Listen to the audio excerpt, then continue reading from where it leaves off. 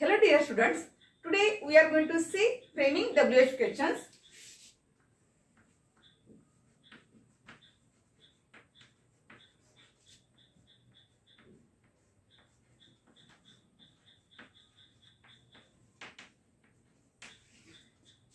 तर आजच्या तासामध्ये आपण असे काही वाक्य शिकणार आहोत की व्हेअरनी प्रश्न कसा तयार करायचा. कारण कालचा जो आपण व्हिडिओ बघितला होता त्यामध्ये टाइमशी रिलेटेड जर वर्ड्स आले असेल तर व्हेननी आपण प्रश्न बनवला होता. पण आता प्रत्येक वेळेस व्हेननीच प्रश्न बनवणार आहे का आपण? नाही. तर आता आपण व्हेअर कसा वापरायचा, how do we use where. तर व्हेअर हा शब्द कसा वापरणार आपण, कशा प्रकारे लक्षात ठेवायचं. फॉर एक्झाम्पल बघा, he is going to school. Underline part काय आहे? To school. आता अंडरलाइन केलेला जो पार्ट असतो तो पार्ट म्हणजे दॅट इज युअर आन्सर. ते तुमचं काय आहे? आन्सर आहे.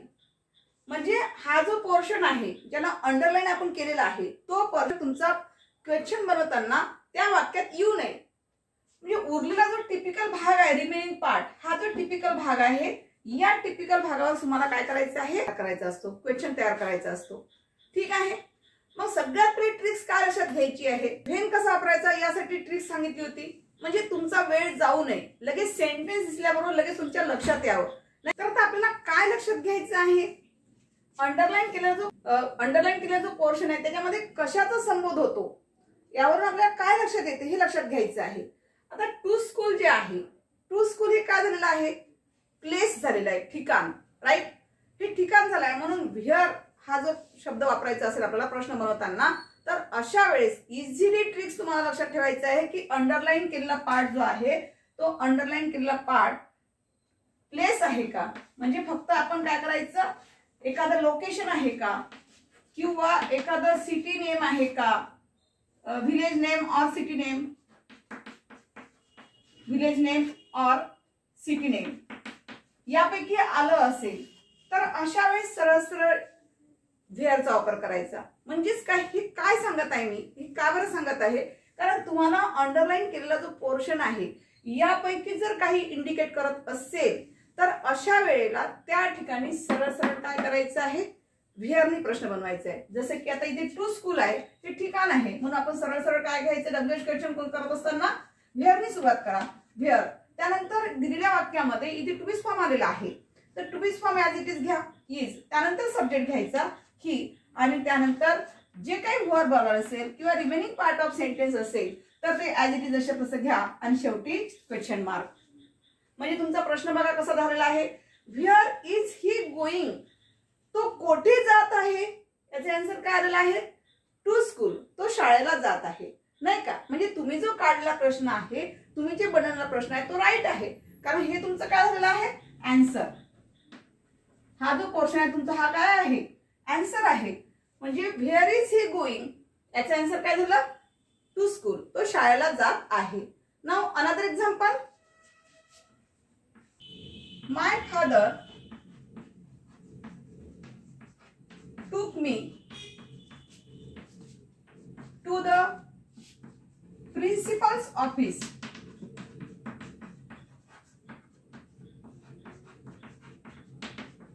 अंडरलाइन पार्ट बघा कशाला आहे? टू पासून तर द प्रिन्सिपल्स ऑफिस पर्यंत. हा झाला तुमचा अंडरलाइन पोर्शन, प्रिन्सिपल्स ऑफिस. ठीक आहे. आता बघा या वाक्यामध्ये तुम्हाला काय लक्षात आलेलं आहे? वाक्य जरी सेंटेन्स जरी मोठे दिसत असेल तरी आपल्याला आता मोठ्याकडे बघत बसायचं नाही, वाक्य मोठं आहे की छोटं आहे.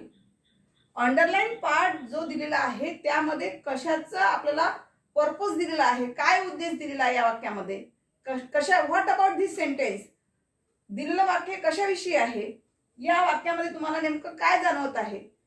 पुन्हा बघा, my father took me to the principal's office. म्हणजेच काय, कुठे घेऊन गेलेले आहे?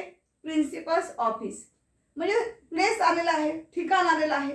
म्हणून सरळ सरळ प्रश्न बनवताना कशाने करायचं आहे? व्हेअर. पण आता हे जे रिमेनिंग पार्ट आहे, दिलेलं वाक्य जे ज्याला अंडरलाइन केलेलं नाहीये त्या वाक्यामध्ये टू बी फॉर्म आलेला आहे का? नाहीये. कालच्या तासामध्ये मी सांगितलं होतं कशा पद्धतीने आपण या ठिकाणी WH शब्दानंतर कोणतं वर्ड वापरायचा किंवा कोणतं आपल्याला हेल्पिंग वर्ब यूज करता येईल किंवा टू डूज फॉर्म काढता येईल याविषयी आपण कालच्या तासामध्ये बघितलेलं होतं. तर या ठिकाणी सगळ्यात पहिले बघायचं या वाक्यात वर्ब आलेला आहे, पण या वर्बचं कोणतं फॉर्म आलेला आहे, सेकंड फॉर्म ऑफ वर्ब आलेला आहे, राईट. मग अशा वेळेस काय करणार आपण, जर फर्स्ट फॉर्म आलेलं असतं टेक आलं असेल तर फक्त डू बाजूला काढायचं. जर पास्ट टेन्स ऑफ वर्ब आलेला असेल तर अशा वेळेस डीड बाजूला काढा. आणि जर वर्बला यस ईएस आयएस कनेक्ट तर अशा वेळेला डज बाजूला काढायचं आहे. हे का काढायचं आहे, कारण आपल्याला क्वेश्चन तयार करायचं आहे, क्वेश्चन बनवायचं आहे. आणि WH शब्दानंतर नेहमी लक्षात घ्यायचं आहे according to formula WH word नंतर नेहमी एक तर टू बीज फॉर्म यायला हवं किंवा टू डूज फॉर्म यायला पाहिजे, किंवा जर वाक्यात ह्या टू हॅज फॉर्म आलेलं असेल तर त्यापैकी त्याचा वापर करणं जरुरी असते.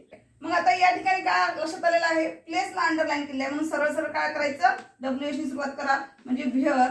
त्यानंतर या ठिकाणी टू आलेला आहे म्हणजेच आपल्याला काय घ्यावं लागेल, डीडचा वापर करावा लागेल, व्हेअर डीड. त्यानंतर सब्जेक्ट घ्यायचं my father, where did my father. हे घेतल्यानंतर काय करायचं आहे, हे जे दिलेलं वर्ब आहे या वर्बचं फर्स्ट फॉर्म यूज करायचं म्हणजे टूचं फर्स्ट फॉर्म काय होईल, टेक. चला टेक हे विसरायचं नाही विद्यार्थी मित्रांनो, कारण इथे डीड घेतला म्हणजे इथे तुम्हाला काय करावं लागेल, फर्स्ट फॉर्म ऑफ वर्ब घ्यावं लागेल तर तुमचं आन्सर राईट येईल. नाहीतर तुम्हाला पुन्हा प्रॉब्लेम येईल आन्सर तयार केल्यानंतर की नाही आपण ते डीड घेतलं बरं ॲज इट इज जशा तसं सेंटेन्स घेतलं आपलं उत्तर बरोबर आहे या भ्रमात राहू नका. इथे डीड घेतल्यानंतर इथे तुम्हाला काय करावं लागेल, फर्स्ट फॉर्म ऑफ वर्बच घ्यावं लागेल टेक. त्यानंतर आणखी कोणता शब्द उरलेला आहे, मी, आणि शेवटी क्वेश्चन मार्क. बघा आन्सर कसं झालेला आहे, where did my father take me. म्हणजे माझे वडील कुठे घेऊन गेले होते, टू दी प्रिन्सिपल ऑफिस. माझे वडील कुठे घेऊन गेले होते तर आन्सर काय आलेला आहे, टू दी प्रिन्सिपल ऑफिस. प्रिन्सिपलच्या ऑफिसमध्ये मला घेऊन गेलेले होते. म्हणजे आपण जे प्रश्न तयार केलेला आहे त्या ठिकाणी आपलं उत्तर काय झालेलं आहे, बरोबर आलेलं आहे. तिथे आपण व्हायनी प्रश्न विचारू शकत नाही, तयार करू शकत नाही किंवा हूनी म्हणू शकत नाही. ठीक आहे, म्हणजे ह्या ज्या इझी ट्रिक्स सांगितल्या तुम्हाला या ट्रिक्स काय लक्षात देत चला. म्हणजे ह्या ज्या ट्रिक्स आहेत या ट्रिक्स मध्ये पुन्हा बघा काय सांगते, जर प्लेस येत असेल अंडरलाईन केलेल्या पार्टमध्ये जर प्लेस येत असेल, लोकेशन येत असेल किंवा एखाद्या गावाचं नाव येत असेल किंवा सिटी नेम आलेलं असेल तर अशा वेळेस बिनधास्त तुम्ही काय लावायचं आहे, व्हेअरनी प्रश्न तयार करायचा आहे. ठीक आहे, any doubt, no doubt, okay. Bhaurao was born at Kumbhoj.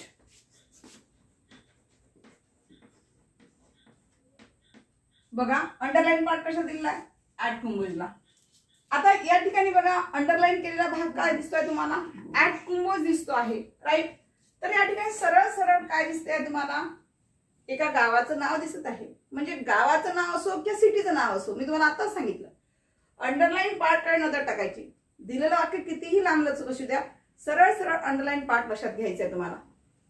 ठीक आहे, म्हणजेच तुमच्या लक्षात आलं असेल प्रश्न कसा तयार होईल, कोणत्या वर्डशी तयार करायचा आहे, व्हेअरनी घेतला आपण व्हेअर. इथे व्हेअर घेतल्यानंतर डायरेक्ट बघा इथे काय आलेलं आहे, टू बी फॉर्म वॉज आलेला आहे. ऍज इट इज जशा त्याचं घ्यायचं, आपल्या मनाने इथे काही करायचं नाही, वॉज. त्यानंतर सब्जेक्ट घ्यायचं, भाऊराव, भाऊराव बॉर्न, शेवटी क्वेश्चन मार्क. म्हणजे where was Bhaurao born, answer काय आलेला आहे, ऍट कुंभोज, राईट. ठीक आहे, ठीक आहे. तर यासाठी व्हेअर साठी आपण ट्रिक्स कोणती वापरलेली होती, साठी बघा काय वापरलं होतं आपण, ट्रिक्स करता लक्षात काय ठेवायचं होतं आपल्याला, सरळ सरळ place, location, village name, city name, यापैकी कोणतंही आलेलं असेल तर या ट्रिक्सचा वापर करायचा आणि सरळ सरळ प्रश्न कशा तयार करायचा तुम्हाला, व्हेअरनी प्रश्न तयार करायचा बिनधास्त तुम्ही. म्हणजे ऑटोमॅटिक तुम्हाला तुमचे आन्सर काढता येईल, राईट. म्हणजे आपण जे आज जे सेंटेन्स शिकलेले आहोत त्या सेंटेन्स मध्ये तुम्हाला व्हेअर कशा पद्धतीने वापरायचं आहे याविषयी आपण जाणून घेतलेलं आहे. हां, in the next video we will see the next part of this topic. Thank you.